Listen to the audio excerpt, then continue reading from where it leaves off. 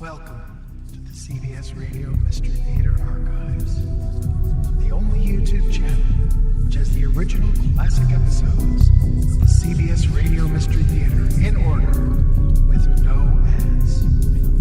Thank you for listening, and now, enjoy the show.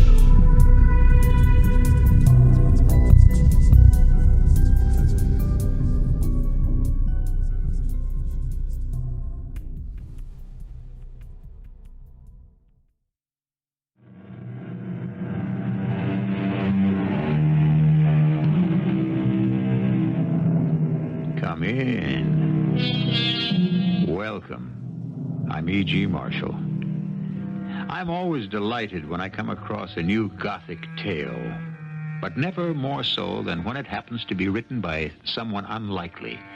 Say, for example, Captain Frederick Marryat, who was popular in his day with young readers for his tales of sea adventure, such as Midshipman Ready. This one, however, is a savage, bloody, haunting tale of another color. Or, to be precise, a wolf. What is it, Herman? There, Father. Through the trees. The white wolf. Give me my gun. No, I have a bead on her already. Why do you say her? Because Marcella thinks it's a she-wolf. Now. No! Why did you knock my gun in the air? Because, don't you see? It is not a wolf who comes to us, but a woman. A beautiful woman.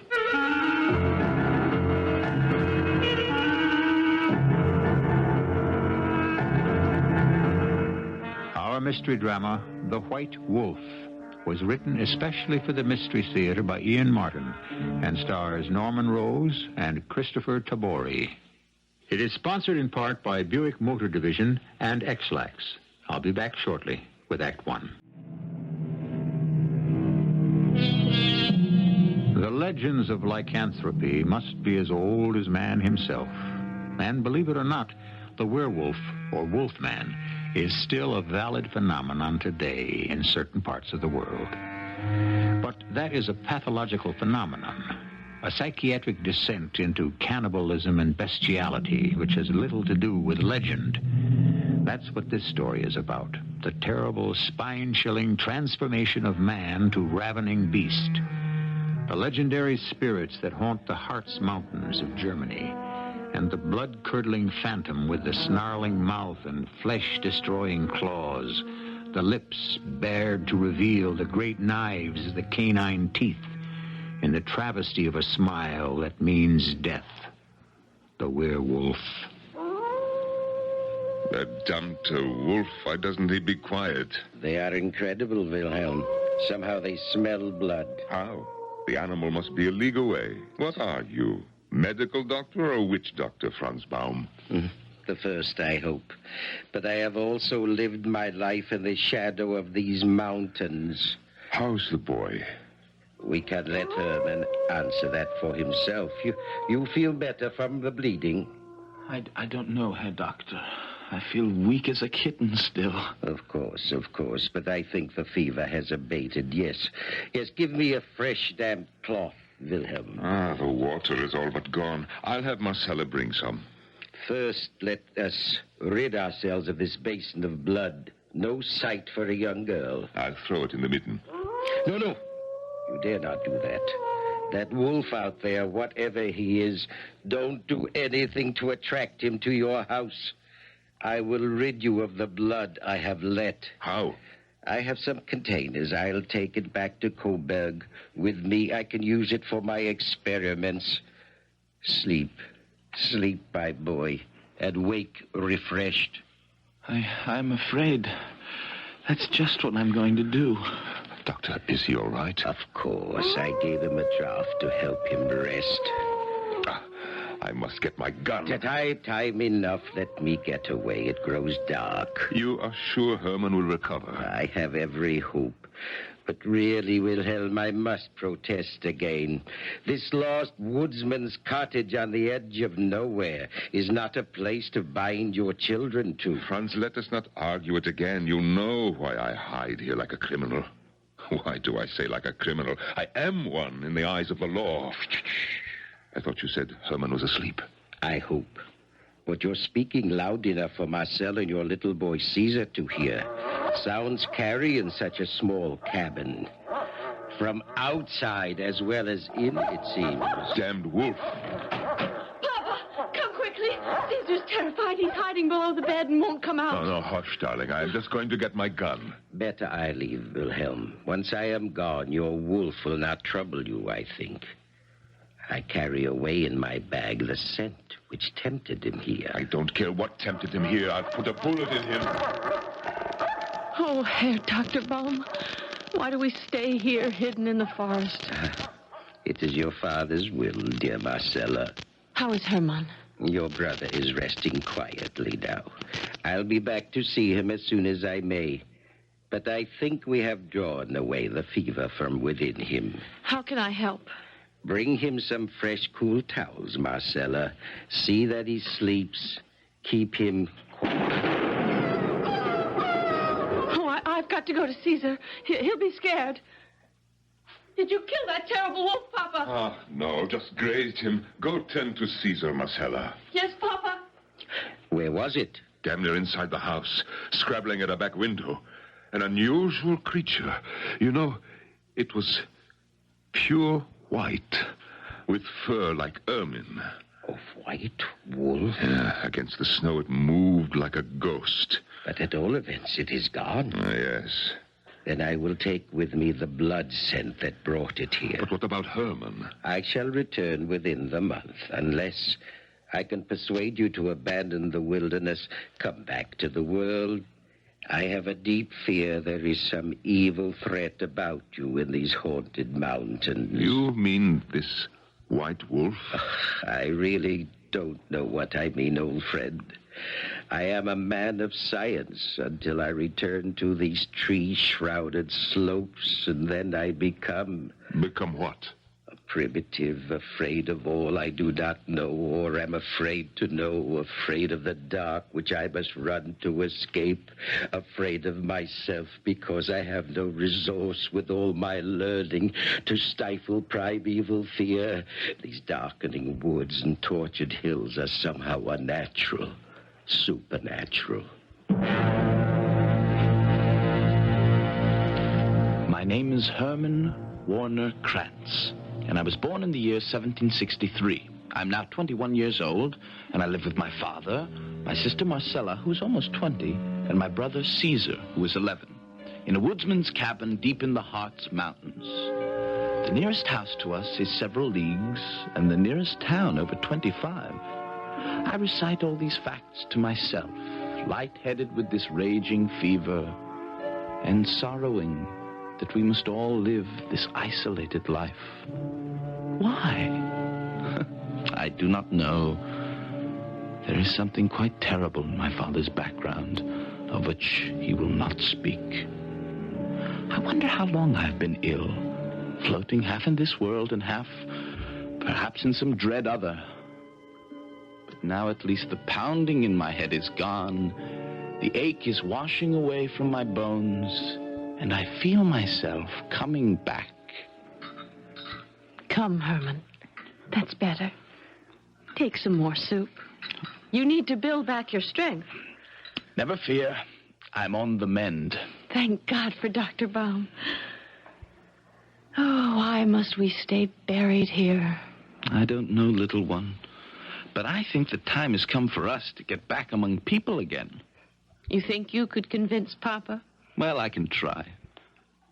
Where is Father? Out hunting, he says. But I think he searches for only one thing. What? The white wolf. The what? Why, that wolf meat isn't good to eat. He's not hunting it for food. Just to kill it. But why? Because the stories, the legends about the spirits here in the mountain. You mean the werewolves? That is an old wives' tale. I don't know. Something almost human about its voice. And it doesn't sound like a man, but like a woman. A woman? Yes. You know something, Herman? Why I am really most afraid? Why? Because I think it is me she really comes for. You hear? As if she were calling me. Well, that's stopping your white wolf. Father's killed her. No, he missed her again. He always misses. My little sister, you give me 3 or 4 days to mend my health with your good soups and your good cooking, and I will shoot your white wolf for you. In the days after my sister had told me of the white wolf, my dreams had been haunted by visions of the animal's shape, twisting and coiling into a pillar of steam, which gradually congealed in the cold winter air into the body of a woman, with corded arms like the feet of some prehensile bird and huge talons built to rip and tear. Within the week, I felt myself again, so much myself, that one morning when we heard... Well, this time I resolved that I should go along with my father. Ah, it is bitter cold, and the snow makes heavy going, Herman. Are you sure you are up to this? I'm fine now, Father, and I want at least one glimpse of this white wolf of yours. Not mine till I put a bullet through its head. Father, why must we stay buried in this wilderness? Why don't we forget the wolf and this rough life and go back to Coburg? It is not the first time you have asked the question. Nor the last. Very well. You are old enough to know. Let us get out of the wind and under the protection of the trees. And while we build a fire to warm the soup Marcella sent with us, I will tell you the truth at last. Tried to bury the secret, but you are of age. You have a right to know. You already remember that this is not our home, that we are from Transylvania. I remember the long journey here after our mother died. She did not die, son. She was killed. I killed her. What? In those happier days, I was steward to the Margrave. I was my lord's most trusted servant, successful and happy, and in return he had all my faith and loyalty. Until that terrible night when I returned unexpectedly from a mission he had sent me on, to find him with your mother, who was so beautiful, and I thought so innocent. My reaction was immediate. Before I knew it, my gun had resounded twice, and both of them were dead. No use to try to tell authorities the provocation. To murder such an eminent man had no justification in their eyes, nor in the laws of that feudal state. I gathered all my money and the 3 of you children and fled to this retreat where we live now. Herman, that is the way of it. Blame me or not as you will. I carry the burden of it on my shoulders, sure that Almighty God will visit me someday with the punishment I have tried so hard to avoid. But what is that? There. Through the trees, just beyond the turn that comes into this clearing. The white wolf. My gun. No. I have a bead on it already. I may have better luck than you, Father. Shh. Don't move. Wait till you see it clear. And make sure. I have her right in my sight. Her? Marcella thinks the wolf is a female. And now... No! Why did you knock the gun in the air? Herman, don't you see? It is not a wolf who comes to us. It is a woman. And a beautiful one at that. How fortunate that young Herman did not kill this lovely woman who had materialized as though out of nowhere. Or would it have been, in hindsight, so terrible a thing? Let's wait for the woman to declare herself first, before we judge. I shall be back shortly with Act 2. For a moment, Herman and his father are transfixed. The older man by the dark beauty of the woman, who, even stumbling and reeling from exhaustion, manages to retain an air of grace. The younger man, appalled that, but for his father's hastily flung arm that allowed the carefully aimed gun to discharge harmlessly in the air, he might have ended her life. Then, suddenly coming out of shock, both men rushed to her aid. Are you all right, Fräulein? Just tired and frozen. Oh, my father? Come to the fire and warm yourself. Where is your father? The horse tumbled, and we were both thrown from it. I landed in the snow. But my father, he must have hit his head on a rock. I couldn't rouse him, and our horse ran away. You stay with my father, and I'll see to yours. I ran quickly into the forest by the path from which she had appeared. Racing through the twists and turns, I seemed to be in some enchanted palace. The snow-laden trees, frozen by the cold, forming a shimmering, otherworldly ceiling over my head. Before I knew it, I was slithering and slipping into a declivity. Lying at the bottom, facing me, was the figure of a man richly dressed in a velvet tunic, overlaid with a magnificent cape trimmed in fur. Sir? Oh, I think I must have been stunned a moment. Never mind that. My daughter? Have no fear, sir. She's with my father. Not over 200 yards from here. She found us and sent us to your aid. Oh, thanks be to God. We were both at the end of our tether. Krantz, did you say your name was? Ja, mein Herr.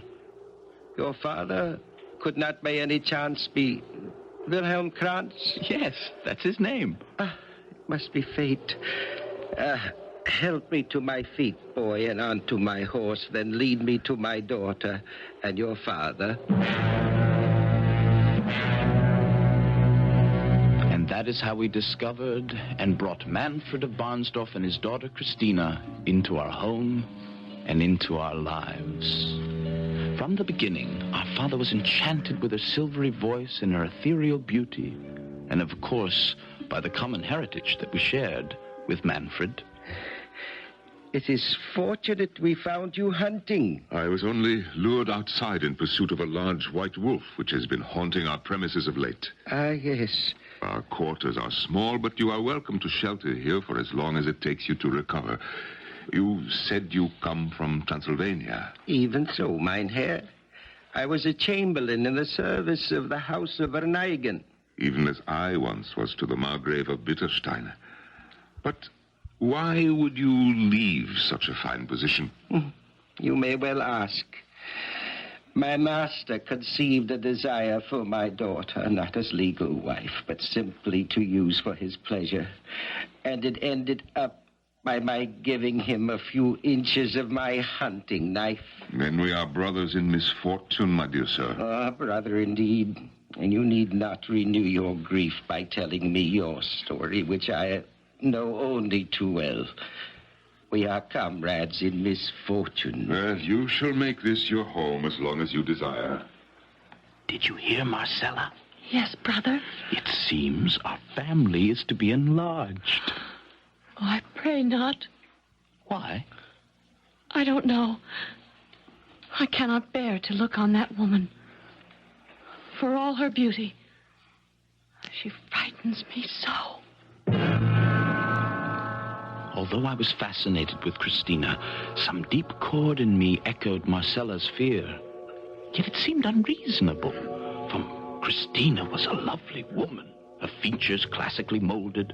Her mouth was a dark red, startlingly vivid against the pastel of her other color, and somewhat larger when it was open, revealing the most brilliantly white teeth I have ever beheld.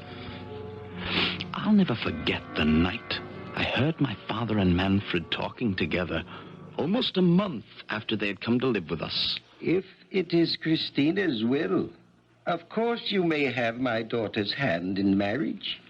And I shall leave you now that my head has mended and find habitation elsewhere. Why not remain here, Manfred? No, I am called elsewhere. But Let what I say suffice. Ask no more questions. You may have my child. I thank you for her truly and will duly value her. There is, however, one difficulty. I can guess what you would say. There is no priest here in this wild country, nor is there law to bind. Still, there must pass between you some ceremony to satisfy your father. Of course. But what? Will you consent to marry her after my fashion? Yes, I will. Then I shall marry you directly. Christina! Yes, Father? I wish you in here directly. Coming. I will get my children. No need. This is amongst us elders. What is your wish, Father? Less my wish than yours. You wish to marry Wilhelm? If it is his wish, it is my dearest one. Then come. Take hands. What is that? Your wedding march. You have her hand? Yes. Then swear by all the spirits of the Harz Mountains. I swear, but why not by heaven? Because it is not my humor. If I prefer an oath less binding, will you deny me? You want me to swear by what I do not believe? Will you be married, or shall I take my daughter away with me? What will you have me swear? Swear by all the spirits of the Harz Mountains, by all their power for good and evil, that you take Christina to be your lawful wedded wife, that you will protect her, cherish her, and love her, that your hand shall never be raised against her to harm her. I do solemnly swear.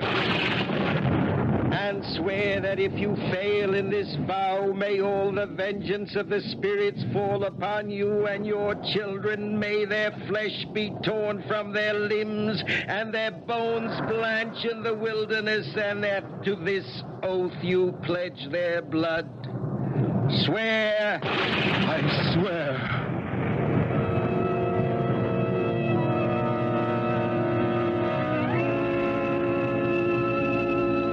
Such was the second marriage of my father. From the inner room of the cottage, peering through a crack in the door, we three children watched.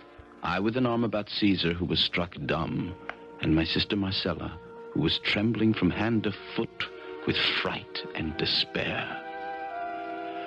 The next morning, our life with our stepmother began. Marcella, come here at once. Yes? Marcella. I'm sorry. Yes?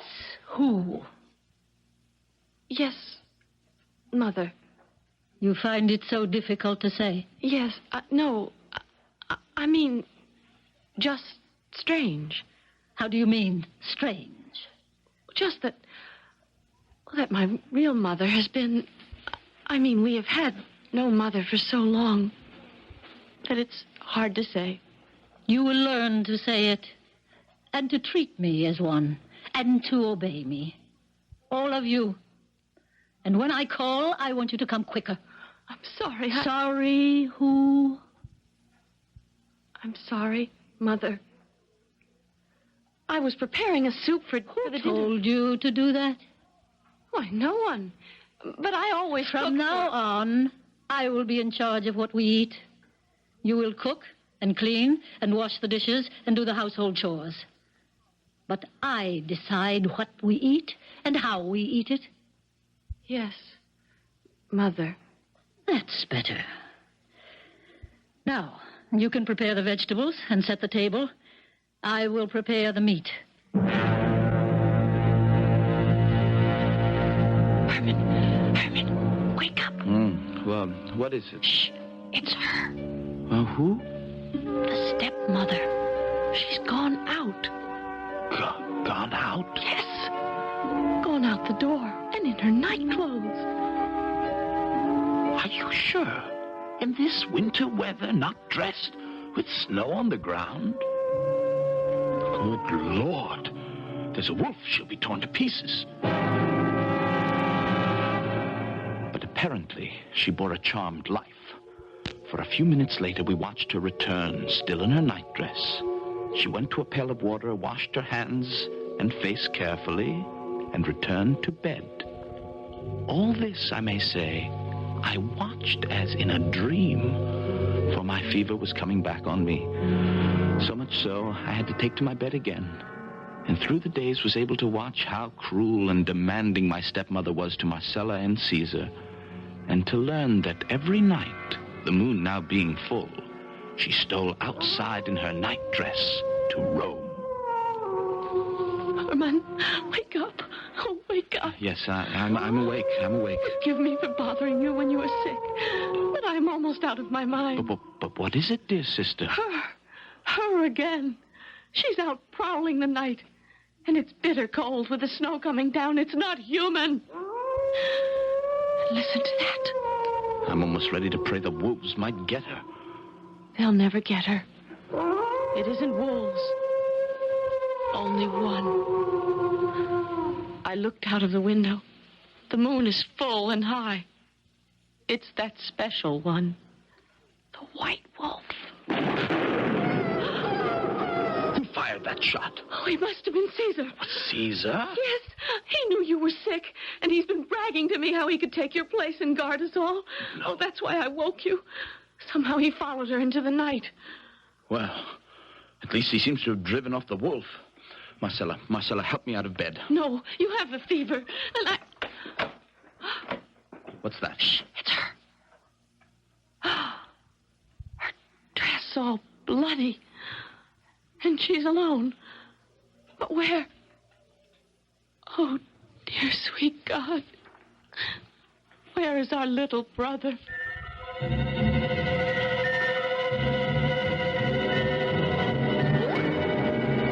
Behind the door, the watching girl suddenly feels the blood drain from her head, and a wave of faintness makes her reach for support.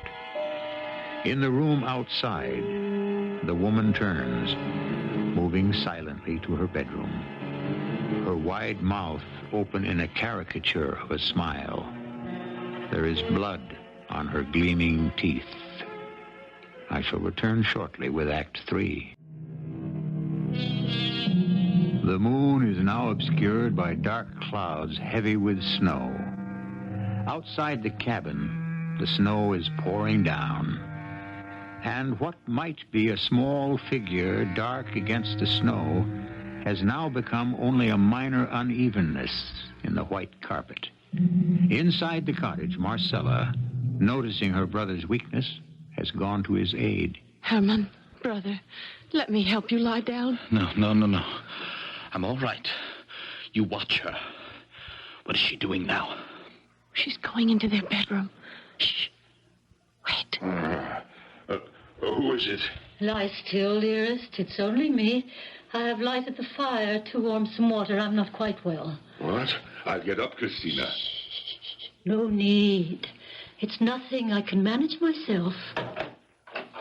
Tell me, what is she doing now? Stirring up the fire. And now she is changing her linen and... her right leg is bleeding. As if... No, wait. Let me see. For myself. As I watched in horror, half supported by my little sister, I saw the wound in her leg. There was no mistaking that a bullet had grazed her. I fought back the red mist that was beginning to swim before my eyes long enough to see her remove those parts of clothing that were stained with blood and burn them in the fire after bandaging her leg. Then as she sat, huddled before the flames, the last thing I saw was her wiping her lips daintily and casting the kerchief into the roaring blaze. When I woke up, Marcella was sitting in a chair by my bed. All right, Herman? Yes. I feel better, but weak. The fever's gone. You were with me all night? Yes. I was afraid to go to bed. She's still sitting there in front of the fire. And Caesar, did he come back? No. He never returned. Oh, Herman, where is he? How was she wounded unless it was from his gun? And if that's how she was wounded, then that means that she's... Good morning, Christina, my dear. You're up and about early. I thought to make your breakfast. Why? Where is Marcella and the boys? Hey, quick, go ask him, where is Caesar? All right. Oh, there you are, Marcella. What are you doing in Herman's room? If you please, Father. Herman has the fever again. He cannot rise from his bed. But where is my little brother, Caesar? Is he not in his room? No, his bed has not been slept in. And he is nowhere in the house. Oh, merciful heavens. Perhaps that's what woke me. I was restless and not feeling well, and I thought I heard the door latch opening. But when I came out, the room was empty. Why would the boy... What is it, Christina? My dear husband, nothing, I hope. But your gun is missing. It's no longer hanging over the chimney. Father, Papa, I thought I heard the white wolf last night. And Hush, hush, child, a little boy. Christina, hand me my broad axe. Leaning weakly against the door, I had heard and seen all this. And when my father went out without another word, in the short while he was gone, I was able to dress myself, so that I was just coming out into the main room as he returned. Caesar! Oh, no! No, clear the table, Christina, so I may lay him down. Yes, husband. Stop your weeping, girl, and help her. Yes, Papa. You may put him down now, Wilhelm. Yes. Poor, broken little body. Savaged and mangled. The boy must have taken your gun down and gone after some wolf. But the animal was too powerful for him. Oh, poor child. A dear price to pay for such rashness.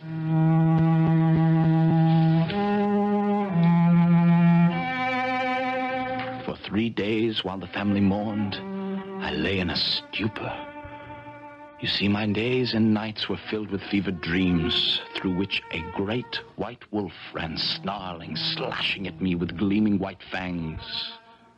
Waking sometimes, I seemed to see my stepmother's face floating above me. And through my twisting, fevered tossings, again and again with the looming of night beneath my window about the house, I heard the growl of a wolf. Till one day, I came back to my senses to find Marcella sitting beside me, holding my hand. Oh, you're awake. Can I get you something? No. I'm all right again, I think. Well, how long have I been... Almost a week. Are you all right? Yes. But Caesar... Oh, I seem to remember. Marcella... He's dead, brother dear. Every day I've wanted to go to his grave and pray. Papa has kept us all here in mourning. Today, Father went, at my constant urging, to make sure that all was well. And was it? He hasn't returned yet. And the stepmother... You'll be glad to know that I'm in the best of health. I'm sorry for your indisposition. You must be very weak. Thank you, but I'll soon have my strength back. Dr. Baum is due to return soon. He'll have me on my feet in no time. For that matter, I feel fine now. Where is everyone?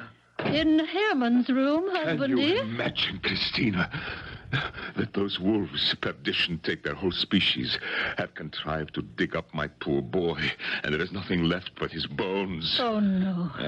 No, that's impossible. Not so, Papa. A wolf growls under our window every night. Why didn't you tell me, Marcella?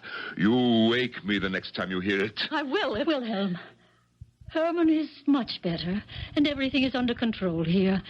But you, poor husband, you've had such a shock. Come away with me. Let me soothe you in your grief. But how could they have moved those stones? What were you going to say to Father? I was going to say that all this week while you lay in fever and Father mourned, every night without fail, she left after midnight and was gone till early morning hours. Where do you think she went? I shudder to imagine. But one thing I do know, you or I could be next. We must get away from here. It cannot be too soon for me. The moment you are strong enough. Yes, I agree. Until then, We must stay together, always. Except when Papa is in the house. We're safe with him. But he could be in danger, too. Well, it's a danger he'll have to face. Perhaps this is his retribution for killing our mother. Remember, I told you. Yes. But first, we must think of you. And then when the time comes, we will do what has to be done. When the time comes. How bitterly I blame myself for not moving immediately, as I should have. Dr. Baum arrived suddenly, just as I had a full remission of my fevers and my weakness. I was still abed, but ready to rise. More ready, I suppose, than the good doctor realized, else I would never have heard his fatal words. These anemic conditions, a kind of cancer of the blood for which there is no known cure yet. Some colleagues lean to the name leukemia, but even in the enlightened 18th century, we have no way to stop it from being terminal. How long? Who knows exactly? A week, a month, and certainly not much longer. Probably sooner than later. I stumbled away from inside the front door where I had been listening. I fell on my bed and wept. Why? Why had God singled me out for this fate? By that very night, I was to know.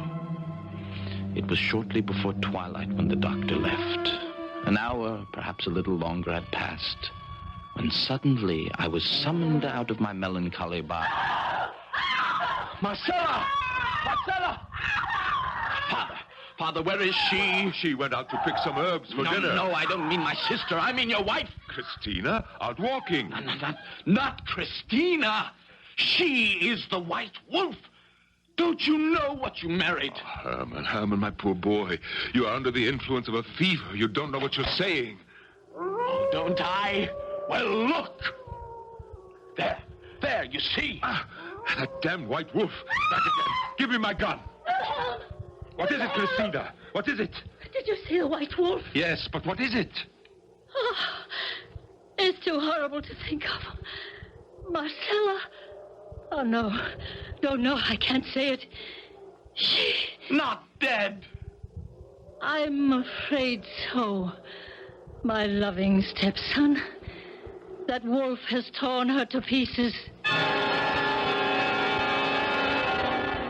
For several days, I thought my father would never recover from the shock of losing his second child. I was numb myself. Together, we buried her, although it was 2 days before he could bear to consign Marcella to what he called her last resting place. If only that could have been true. But the monster was not yet satisfied, nor was I. On the third night after my sister was buried, I watched that foul woman, or whatever she was, rise and leave the house.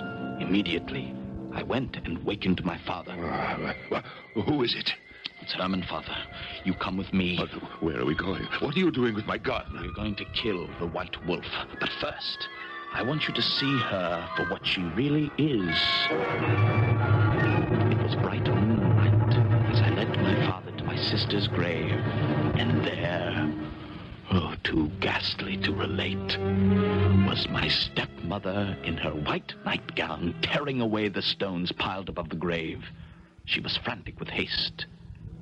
In a moment, she was in the grave and ready to rend the sweet flesh apart with her hands, ready to devour it. Oh, great God in heaven. Your wife, or what passes for one, see what you sold yourself, and us too. This time, I will make sure there is no miss. She dropped like a stone, a bullet through her head. We rushed to the grave. But imagine our horror to find, lying across the remains of my dead sister, not my stepmother, but the body of a large white wolf. What have you done to my daughter, Wilhelm? Where is she? Where she should be, Manfred of Ponsdorf. Where fiends belong. In hell, I hope. Remember your oath that you would never harm her. I made no compact with evil spirits. You did. And if you failed in your vow, your children were to meet the vengeance of the spirits, to perish and their bones blanch in the wilderness, as you shall do for what you have done to my daughter. A bullet for a bullet. But my daughter is immortal and will wreak her revenge on the last of your blood. Up, Christina, up! The great weakness was upon me again, and I watched transfixed, as in a flare of lightning the body of the wolf twitched and then dissolved in a blinding white light, out of which Christina appeared. Taking her father's hands, she leapt up behind him on the horse, her voice carrying on the wind as they disappeared. I will be back for you, Herman. Never fear. I will be back.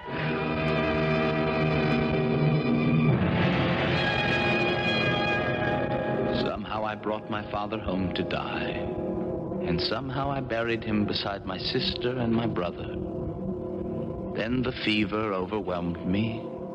I lie now in my bed, weak and helpless, waiting for her to come, the white wolf, the glistening teeth bared, the fangs ready to sink into my throat and slake her insatiable thirst on the blood which first attracted her to this mountain cottage. I wait in eager anticipation. No bullet, no dagger, no mortal means could damage this white wolf. Only the tainted blood which flows through my veins. And so, by an ironic twist of the Almighty, will bring her to the death she so richly deserves. Come, Helion, come.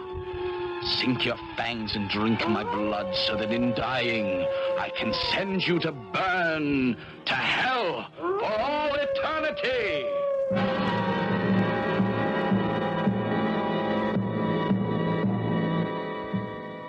Do you feel a shudder run through you? An icy wave of distaste chill the spine? The chance you take, you know, when I open that door and invite you in. I promise you a gripping tale. Not always a nice one. But if you've listened to this late at night, sleep easy.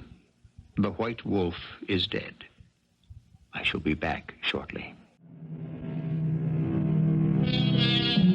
I know there is a move afoot to persuade us that the wolf is a much maligned creature, that he is a loving, a good companion, and never kills except for food and sustenance. I'm sure it may be so, but I'll take it on faith. I don't want to prove it by testing the theory.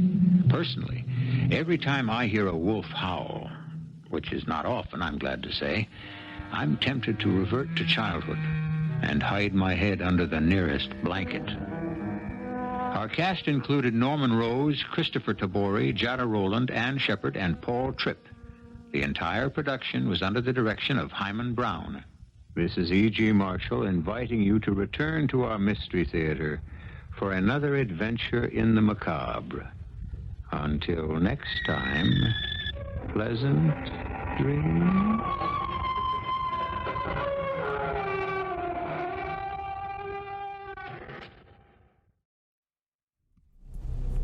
I hope you enjoyed this episode of CBS Radio Mystery Theater. If you've enjoyed this and want to hear more, please subscribe to this channel. You can also visit my other YouTube channel by searching Mr. Brian McCarthy in the YouTube search bar. Until then, thanks for listening.